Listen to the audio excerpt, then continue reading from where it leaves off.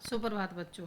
मैं हिंदी की टीचर कमला मैम आज 10वीं क्लास के बच्चों को स्टेज भाग 2 से बाल गोविंद भक्त पढ़ाऊंगी। बेटा, हमने ये जो लेसन है कल पढ़ा था, इसमें ये बताया गया था कि जो बाल गोविंद भक्त हैं कि ये बीच कद काठी के हैं, ना तो ज़्यादा इनकी हाइट लंबी है ना ज़्यादा छोटी है, गोरे चिट्टे हैं, 60 साल के आसपास हैं। और ये जो हैं कपड़े बिल्कुल थोड़े से पहनते हैं, कनपटी टोपी पहनते हैं और जाड़ों में यानी कि सर्दी में काली कमली ओढ़ते हैं। तो इसके बारे में सारा बता रखा था बेटा। ये तो इसके जो है ये एक गृहस्थ होती हुए भी सन्यासी थे। जितने सन्यासियों में गुण होते हैं सब सारे इसमें देखने को मिलते हैं। और ये कबीर को साहब मानते हैं। और जो भी इसके खेत में होता है वहाँ पे जो है पहले कबीरपंथी मठ में ले जाते हैं, जो उनके घर से 4 कोस दूर था। और जितना वहाँ से प्रसाद के रूप में जो इसको मिलता था उसी में सारा साल गुजारा करते थे। ये जो है कबीर के पद गाते हैं। कबीर पद इतने सुंदर सजीव गाते हैं कि जो है देखने सुनने वाला जो है इन पर मुग्ध हो जाता है। ये सारी बातें हमने कल पढ़ी थी बेटा। इसके आगे आज पढ़ते हैं। देखो, कार्तिक आया नहीं कि बाल गोविंद भक्त की प्रभातियाँ शुरू हो गई। बेटा, प्रभातियाँ होती हैं फेरियाँ। जैसे पहले जो कार्तिक मास का जो महीना आता था तो कार्तिक मास में क्या जो लेडीज़ होती थी वो कुओं पर खेत जो है गांव के जो पास कुएं होते थे या जोड़ होते थे उस पर नहाने जाती थी। उसको कार्तिक कहते थे कि कार्तिक नहाना। इन दोनों वह सवेरे ही उठते, न जाने किस वक्त, वक्त होता है समय, जाकर नदी स्नान को जाते गांव से 2 मील दूर। कि जो इनकी जो नदी थी वो कितनी दूर थी? गांव से 2 मील दूर थी बेटा। वहाँ से नहा धोकर लौटते और गांव के बाहरी पोखरे के ऊंचे भिंडे पर, पोखर होता है बेटा तालाब के ऊंचे भिंडे, अपनी खंजरी लेकर जा बैठते। मैंने कल भी बताया था खंजरी क्या होती है। एक प्रकार का वाद्य यंत्र होता है जो ये इससे क्या ढपली के आकार का होता है बेटा। तो खजड़ी लेकर जा बैठते हो, अपने गाने टेरने लगते। मैं शुरू से ही देर तक सोने वाला हूँ। कौन बातें कह रहा है? ये सारे लेखक कह रहे हैं। किंतु एक दिन माघ की उस दांत किटकिटाने वाली भोर में भी, माघ होता है बेटा माघ का महीना, ये विदेशी महीना है। और दांत किटकिटाना यानी कि बहुत ज़्यादा ठंड, जिसमें हमारी जाड़ी यानी कि दांत कट मतलब कांपते हैं। उनका संगीत मुझे पोखरे पर ले गया भी, जहाँ पर वो गाना गा थी यानी कि तालाब के किनारे वहाँ पे जो ये गा रहे थे, पद गा रहे थे, वहाँ पर वो ले जाता है वहाँ पे उसको। अभी आसमान के तारों के दीपक बुझे नहीं थे। आसमान के तारों के दीपक मीन्स अभी तक आसमान में क्या थे? तारे थे, वो टिमटिमा रहे थे। हाँ, पूर्व की लोही लग गई थी। पूर्व की लोही मीन्स जो पूर्व की लोही होता है बेटा, सुबह जब पूर्व से सूरज निकलता है तो वो लालिमा होती है, उसको उसको बोलते हैं कि भी निकलना शुरू हो गई थी, जिसकी लालिमा को शुक्र तारा और बढ़ा रहा था। शुक्र तारा जो होता है ये बेटा तारा है, ये तारा जो सुबह सुबह निकलता है, जब सुबह सूरज निकलती है उससे पहले निकलता है। खेत बगीचा सब पर कुहासा, कुहासा होता बेटा कोहरा, जिसको हम क्या बोलते हैं भी कोहरा जम रहा है। कि सुबह सुबह गाँव में झाड़ियों पे कोहरा जमा होता है, उसको बोलते हैं। सारा वातावरण अजीब रहस्य से आवर्त होता पर ढका हुआ मालूम पड़ रहा था। उस रहस्यमय वातावरण में एक कुश की चटाई पर पूरा मुंह काली कमली ओढ़े बाल गोविंद भक्त अपनी खंजरी लिए बैठे थे। तो कुश होती बेटा एक प्रकार की घास, एक प्रकार की घास होती है। और की चटाई पर यानी कि चटाई बिछा रखी थी, और इसका जो मुंह था बेटा वो पूर्व दिशा की तरफ था इसका मुंह। और जो है ये काली कमली ओढ़े, कमली होता है बेटा मैंने कल भी बताया था आपको, कंबली होता है कंबल ओढ़े बाल गोविंद भक्त अपनी खंजरी लिए बैठे थे। उस उनके मुंह से शब्दों का तांता लगा था, यानी कि लगातार क्या कर रहे थे? वो पद गा रहे थे।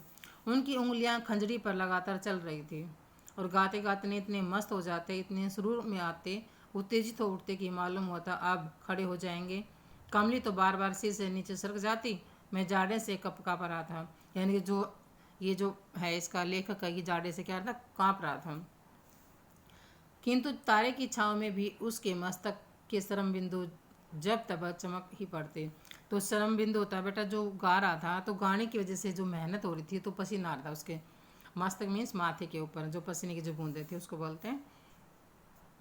गर्मियों में उनकी संजा कितनी उमस भरी शाम को न शीतल करती अपने घर के आंगन में आसन जमा बैठते हैं। तो कहता है कि गर्मियों में भी जो है शाम के समय जो उमस भरी, क्योंकि जो है जब बारिश गर्मियों में इसे ख़त्म जब लास्ट होता है गर्मियों में बारिश का, तो उस टाइम क्या होता है, हल्की हल्की बारिश होती है। और बारिश में जो उमस होती है, क्योंकि उस टाइम में उमस का महीना होता है, तो कहता है कि जो है शाम के समय जो ये बाल गोविंद भागवत है, संध्या यानी कि संध्या होती है शाम के समय, जो क्या करते हैं उमस भरी शाम में भी शीतलता करती थी। अपने घर के आंगन में आसन जमा बैठते थे, कि जो घर का आंगन था वहाँ पर ये क्या करते थे, चटाई पर बैठ जाते थे। गांव के उनके कुछ प्रेमी भी वो जुट जाते हैं, जो क्योंकि प्रेमी होते हैं तो वो वहाँ पर आ जाते थे। खंजड़ियाँ और करतालों की भरमार हो जाती, तो क्या करते, खंजड़ियाँ जितनी उनके जो गाते समय जो है बजाते थे, और करताल में हथेली जो तालियाँ होते हैं उसको बोलते हैं। एक पद बाल गोविंद भगत कह जाते हैं, उनकी प्रेमी मंडली उसे दोहराती तिहराती। यानी एक पद तो जो है बाल गोविंद गाते थे, और दूसरी जो उसके पीछे पीछे उसकी प्रेमी जो मंडली थी, यानी कि 5-7 जो 10-12 जो आदमी की जो मंडली है, वो उसको 2 बार 3 बार दोहराती थी। धीरे धीरे स्वर ऊंचा होने लगा, एक निश्चित ताल एक निश्चित गति से। उस ताल स्वर के चढ़ाव के साथ श्रोताओं के मन भी ऊपर उठने लगे। श्रोता होता बेटा सुनने वाले, जो सुन रहे थे उनके भी क्या है, एक गति उनमें उतार चढ़ाव आने लगा। धीरे धीरे तन मन पर हावी हो जाता, होते होते एक क्षण ऐसा आता कि बीच में खंजरी लिए बाल गोविंद भागवत नाच रहे हैं, और उनके साथ ही सबके तन और मन नृत्यशील उठते हैं, और सारा आंगन नृत्य और संगीत से उत्प्रोत हो जाता है। कहते हैं एक चरम यानी कि एक ऐसा टाइम आ जाता है जब जो है ये बाल गोविंद भक्त जो हैं खंजरी लिए जो हैं इतने मगन हो जाते कि यानी कि जो है नाचना शुरू कर देते हैं, और जिसके पूरा जो मंडली है वो भी उसके साथ साथ नाचना शुरू कर देते हैं, और सारा जो वातावरण होता है या सारा आंगन जो उसका है वो संगीत से क्या हो जाता है, ओतप्रोत हो जाता है। बाल गोविंद भगत की संगीत साधना का चरम उत्कर्ष उस दिन देखा जिस दिन उसका बेटा मरा। इकलौता बेटा था, इकलौता मतलब अकेला ही बेटा था। वह कुछ सुस्त और बोदा सा था। बेटा यहाँ पे जो सुस्त है वो क्या है, और बोदा मीन्स मतलब बिल्कुल कमज़ोर सा। किंतु इसी कारण बाल गोविंद भक्त उसे और भी मानते, यानी कि अगर वो कमज़ोर है इसी कारण उसे और भी ज़्यादा प्यार करते थे बाल गोविंद भक्त। उनकी समझ में ऐसे आदमियों पर ज़्यादा नजर रखनी चाहिए। तो यानी कि बाल गोविंद भगत की समझ से जो है जो ऐसे आदमी होते हैं उनमें क्या करना चाहिए, प्यार करना चाहिए, यानी कि जो कमज़ोर होते हैं, क्योंकि ये निगरानी और मोहब्बत के ज़्यादा हकदार होते हैं। तो बाल गोविंद कहते हैं कि जो बच्चे कमज़ोर होते हैं उनसे ज़्यादा प्यार करना चाहिए, वो ज़्यादा प्यार के हकदार होते हैं। बड़ी साथ से उसकी शादी कराई, पोतो बड़ी ही सुलभ सुभाग और सुशील मिली, कि बहुत ही अच्छे मतलब नेचर की जो है उसकी जो है पोतो यानी कि बेटे की जो है वो आई। घर की पूरी प्रबंधिका बनकर भगत को बहुत कुछ दुनियादारी से निवृत्त कर दिया। प्रबंधिका बनकर यानी कि जो उसका जो काम था, एक प्रबंधिका बनकर जो है घर का काम करती थी, और जो दुनियादारी से निवृत्त करना में उसको यानी कि अपने ऊपर सारी जिम्मेवार लेना, उसको छुड़ा देना, बाकी जो काम करते थे वो।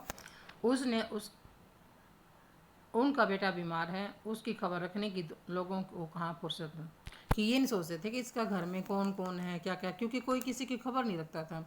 जो आदमी उसकी प्रेम मंडली थी, जो उसके पद सुनते थे, गाने सुनते थे, तो किसी को नहीं पता था कि इसका जो बेटा है वो बीमार है। किंतु मौत तो अपनी और सबका ध्यान खींच कर ही रहती है। हमने सुना बाल गोविंद भक्त का बेटा मर गया। कुतुलवश उनके घर गया, देख कर दंग रह गया। तो कहता कि मतलब जो है ये जो लेखक हैं ये इनके घर जाता है, और जो वहाँ का वातावरण जो देखकर वो जो है हैरान रह जाते हैं। बेटे को आंगन में एक चटाई पर लिटाकर एक सफ़ेद कपड़े से ढक रखा, यानी कि जब वो उनके घर जाते हैं तो क्या करता है, जो बेटे की जो लाश है उसको कपड़े से ढक रखा है। वह कुछ फूल तो हमेशा ही रोपते रहते, रोपना बेटा लगाना, जो हम जैसे घर में जो फूल लगा लेते हैं उसको बोलते हैं। उन फूलों में से कुछ तोड़कर उस पर बिखरा दिए। फूल और तुलसी दल भी, यानी कि फूल के साथ क्या क्या, तुलसी के पत्ते भी। सिरहाने एक चिराग जला रखा है, और उसके सामने ज़मीन पर ही आसन जमाए गीत गाए चले जा रहे हैं। वहीं पुराना सा और वहीं पुरानी तल्लीनता। घर में पतोह रो रही है, जिसे गांव की स्त्रियां चुप कराने की कोशिश कर रही हैं। किंतु बाल गोविंद भक्त गाए जा रहे हैं। हाँ, गाते गाते कभी कभी पतऊ के नज़दीक भी आते हैं और रोने के बदले उत्सव मनाने को कहते हैं। आत्मा परमात्मा के पास चली गई है, विरहनी अपने प्रेमी से जा मिली, भला इससे बढ़कर आनंद की कौन बात। कभी कभी मैं सोचता यह पागल तो नहीं हो गई, किंतु नहीं, वह जो कुछ कह रहे हैं उसमें उनका विश्वास बोल रहा था, वह चरम विश्वास जो हमेशा ही मृत्यु पर विजयी होता रहा। तो कहता है कि जब ये जो है ये लेखक हैं जो उनके घर जाते हैं, तो घर जाने के बाद क्या देखते हैं कि जो उनका बेटा जो मरा पड़ा है और आंगन में चटाई पे उसको लिटा रखा है, उसके ऊपर सफ़ेद कपड़ों से ढका हुआ है। तुलसी और फूल जो उनके घर में थे वो उसके ऊपर बिखरा रखे हैं, और पूरी तल्लीनता से में इस गहराई से आनंद जो है वो वहीं गा रहे हैं।